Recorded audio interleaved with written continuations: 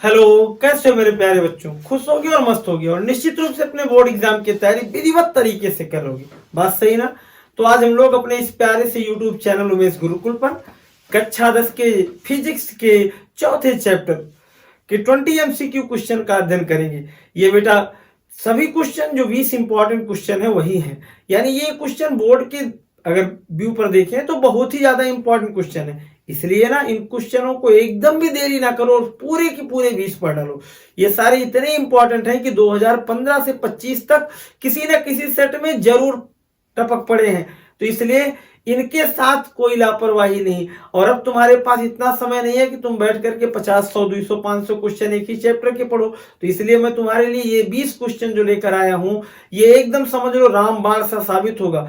तो इसको एकदम स्किप करने का प्रयास न करना और पूरे पढ़ लेना। कॉपी कलम लेकर बैठे होगे और एक बार, दो बार, तीन बार इसको विधिवत तरीके से 20 उतार लेना या पढ़ लेना। समझ में आई बात? तो चलो बिना देरी करते हुए अपने इस प्यारे से चैनल पर इन 20 क्वेश्चनों को पढ़ने के लिए तैयार हो जाएं। इस तरीके से बेटा मैं जो क्वेश्चन 20 लाया हूं उनको देखते जाओ। पहला क्वेश्चन क्या कह रहा है कि चुंबकीय क्षेत्र की तीव्रता का मात्रक क्या होता है। ये हमेशा तुम्हें उलझाएगा। चुंबकीय क्षेत्र की तीव्रता का फार्मूला क्या होता है कि न्यूटन प्रति एम्पियर मीटर, यानी ये न्यूटन बटे एम्पियर मीटर होता है, जिसका मतलब एम्पियर और मीटर दोनों प्रति में हो जाएगा। ये वाला लल्लू सही है, न्यूटन प्रति। बाकी इसमें मीटर स्क्वायर नहीं होगा, केवल मीटर प्रति नहीं होगा, ये न्यूटन का स्क्वायर नहीं होगा।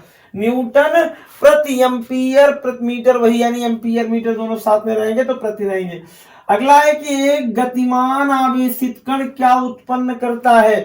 देखो जो कण गतिमान है वो धारा भी उत्पन्न करता है और चुंबकीय क्षेत्र भी। इसलिए चुंबकीय क्षेत्र भी सही है, वैद्युत क्षेत्र भी। तो इसका मतलब ए व बी दोनों वाला ऑप्शन मेरा क्या हो जाएगा, सही हो जाएगा। बात सही ना। जहां दोनों सही लगता है वहां जहां ऑप्शन ढूंढो कि क्या है। अब ऐसा ना गलती से ना करना कि चुंबकीय क्षेत्र लगा दो, वैद्युत क्षेत्र लगा दो। नहीं बेटा, अगर ऑप्शन दिया गया है ए व बी दोनों तो उसी पर टिक लगाओ। समझ बात आई। आगे कह रहा है वैद्युत चुंबकीय प्रेरण क्या है के नियम का प्रतिपादन। अरे भैया फराड दादा ने किया था। किसने किया था? फैराडे ने विद्युत चुंबकीय प्रेरण का अध्ययन किया था और उन्होंने इसी पर अपना नियम भी दिया। विद्युत चुंबकीय प्रेरण से संबंधी नियम फैराडे ने दिया। फैराडे का सही है। विद्युत धारा उत्पन्न करने की, तेरे बिजली बनाने की कौन सी मशीन है? बिजली बनाने की। अरे घर पे सोलर पैनल ना टिक लगा देना। नहीं आया है सर सोलर पैनल, अब हम क्या करें? अरे कुछ ना करो, इसमें देखो जो सही उसको लगाओ। इसमें धारा मापी नहीं मापने का काम, अमीटर नहीं मापने का काम, तो जनित्र माने डायनमो, अरे जनित्र माने जनरेटर, वही लगाओ। अगला कह रहा है यांत्रिक ऊर्जा को विद्युत ऊर्जा में बदलने का उपकरण क्या है? अरे माइक्रोफोन। अरे फोन नहीं भैया, गलत। टेलीफोन। टेलीफोन कहां करेगा पगला, टेलीफोन नहीं। अगला तो सर क्या, यही जनरेटर, विद्युत जनित्र यही परिवर्तन करेगा। यही तुम्हारा क्या करेगा, परिवर्तन करेगा। मोटर पे तो ना बाबा ना टिक लगा दो, गलत। अगला है एक समान चुंबकीय क्षेत्र उत्पन्न करता है। कौन सा चुंबक? क्षण चुंबक, no no no no no entry. नाल चुंबक, नो नो नो नो। और क्या सही है? धारावाही बेलनाकार कुंडली। हाँ, धारावाही बेलनाकार कुंडली एक समान चुंबकीय क्षेत्र उत्पन्न करती है। अगला है लघु पथन के समय, लघु पथन के अगर पथन छोटा है तो धारा का मान बढ़ना होगा। कहाँ है बढ़ना? कम हो जाती नहीं, बढ़ना यही सही है। और भी देख लो अपरिवर्तित। अरे भैया कैसे कुछ परिवर्तन नहीं होगा? का नहीं होगा, बढ़ जाएगी। ये भी गलत, ये भी गलत, केवल बढ़ जाने पर सही लगाएंगे। इस तरीके से हम लोग क्वेश्चन नंबर 1 से 7 देखे। इसका स्क्रीनशॉट ले लो, फिर हम लोग क्वेश्चन नंबर 8 से देखेंगे। समझे बात आई बेटा? क्वेश्चन नंबर 8 में कह रहा है ना कि प्रत्यावर्ती धारा एसी करंट, जो अल्टरनेट करंट के नाम से जानी जाती है, उसकी फ्रीक्वेंसी यानी आवृत्ति क्या होगी? बेटा उसकी आवृत्ति होती है लल्लू मेरे भैया 50 हर्ट्ज। क्या होती है? 50 हर्ट्ज। याद कर लेना इसको। अगला, जबकि दिष्ट धारा जो डायरेक्ट करंट के नाम से जानी जाती है उसकी 0 हर्ट्ज, यानी प्रत्यावर्ती धारा की 50 हर्ट्ज और दिष्ट धारा की क्या? 0 हर्ट्ज। अगला क्वेश्चन है कि धारावाही परिनालिका के कारण चुंबकीय क्षेत्र की तीव्रता निर्भर करती है। धारावाही परिनालिका माने एक पतले से ऐसे लंबे से तार पर क्या होता है, चाहे कोई एक कुचालक रहता है, उसके ऊपर हम लोग लकड़ी का, गत्ते का, किसी का प्लास्टिक का, उसके ऊपर हम लोग तांबे के पतले पतले तार लिपेट देते हैं, प्रणालिका बन जाती है।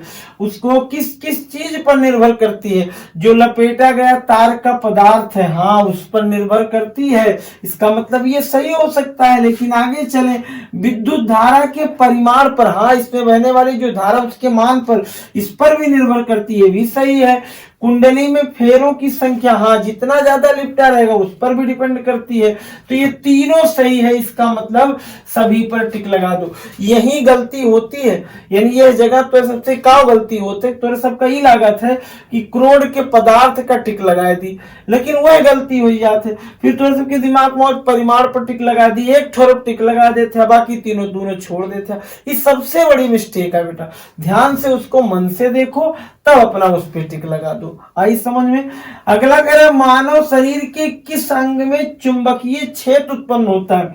बेटा आंख को छोड़ करके मस्तिष्क पर भी होता है और हृदय पर भी, तो ए व बी दोनों पर टिक लगा दो। इन दोनों में चुंबकीय क्षेत्र उत्पन्न होता है।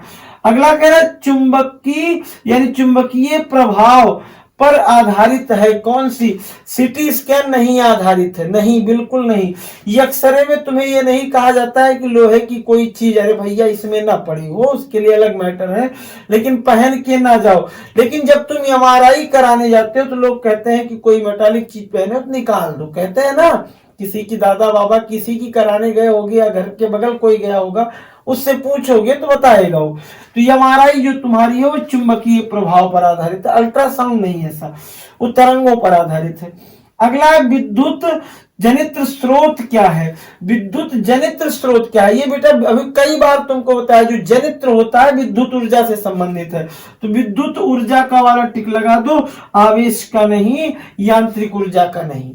आगे क्या है, चुंबकीय क्षेत्र रेखाएं कैसी होती हैं, होती तो वक्राकार है, लेकिन यहां वक्र वक्र दो बार है तो बंद वक्राकार होती है, तो बंद वक्राकार इस पर टिक लगा दो। क्योंकि अगर देखे होगे तो ऐसे बनी होती है, ऐसे ऐसे ऐसे इधर इधर, हाँ वो बंद वक्राकार होती है।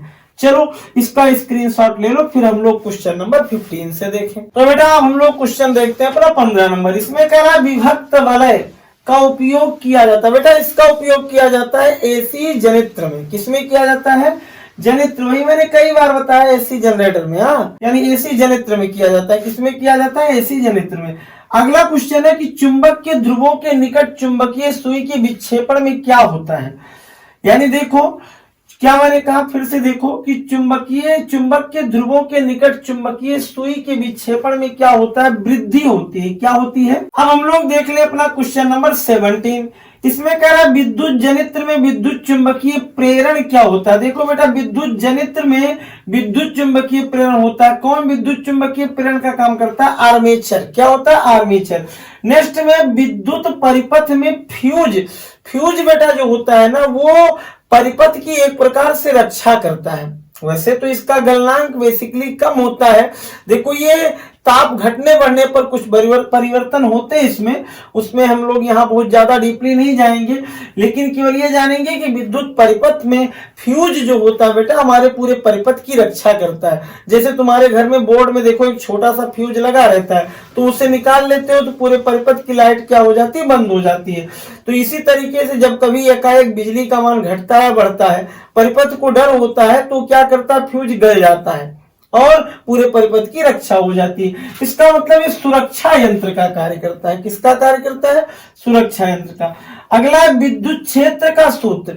देखो अभी थोड़ी देर पहले तुमने पढ़ा था कि न्यूटन प्रति एम्पीयर मीटर। इसका मतलब न्यूटन का मतलब हो गया एफ और एम्पीयर मीटर का मतलब IL।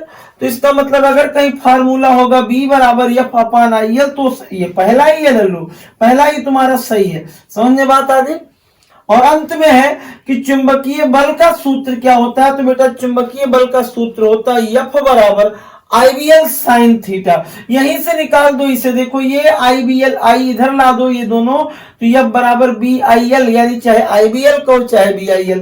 तो यही IVL sin थीटा अपना है। यम में यहाँ नहीं है उच्च चुंबकीय बल के लिए, ये भी नहीं है, ये भी नहीं है। बात समझ में आए? तो इस तरीके से तुम्हारा भैया मेरे 20 क्वेश्चन की जो सीरीज थी यहाँ खत्म। नेक्स्ट पार्ट में हम मिलेंगे फिर से क्या लेकर के कि कौन कौन से इंपॉर्टेंट न्यूमेरिकल है जो तुम्हारे लिए आएंगे। तो चैनल पर बने रहना, सब्सक्राइब कर लेना, जिससे सबसे पहले तुम्हारे पास वो वीडियो मिले।